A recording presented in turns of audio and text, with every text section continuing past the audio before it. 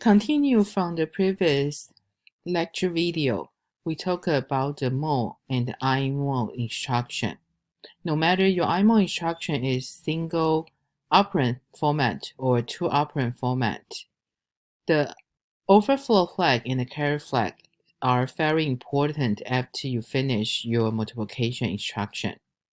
Because if you have carry flag or the overflow flag is set, that means you either need to consider your upper half multiplicand or the product as your value, or in the two operand format, and later we show the three operand format, your overflow flag is set. That means your product actually already have some value lost, because the two operand format, their multiplicand and multiplier, their digit is the same.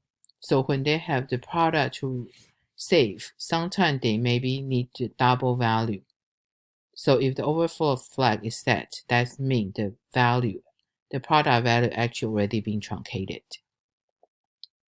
So this one, the same thing. If we have the three operand format, you have 1, 2, 3.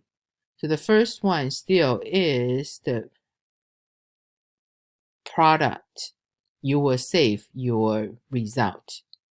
So then the second actually can be regist or memory operand. So the third one actually only can be the immediate value.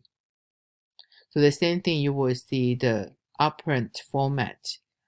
The first operand is product, but they are the same size as your multiplicand. So either your multiplier is immediate value, but still possibly the product is not have enough size to save. So if the significant bits are lost after your iMUL instruction, the overflow flag and the carry flag is set. So that's why after the multiplication, you need to check your carry flag and overflow flag to know if your product have the value lost or not. So we're using this example for the three operand format. We have our first operand is 4. Then we multiply the second operand is negative 2 to the 10th ninth power. That's using the 32-bit operand. So we have the D word. So then this one actually is, we say that's the 4.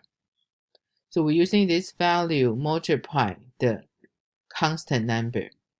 So these two values after we multiply, actually let's convert this one. 2 to the 10th ninth power, actually when you convert to the hex value, they all look like this. So you can see after you multiply 4, definitely they don't have enough space to save. So that's why after we multiply, we can save our product in EBX. That's 32-bit operand, but they don't have enough value to hold. So that's the overflow flag and the carry flag will be set. That means the significant digit actually is lost in the EBX.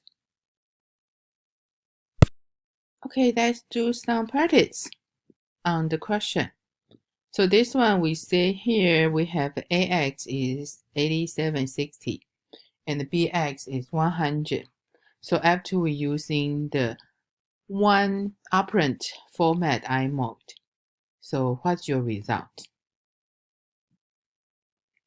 So you can see here we add 20 at the end, right? So our result will be 876000. So then they ask you, do we have the overflow flag set? Right, so that's why here you will see, because your result is 876000, right? So that's why here they are negative value. So that's why here we will have the dx contain the extend sign bit. So because the overflow flag is set, so in order to consider correct value, we need to consider both dx and ax.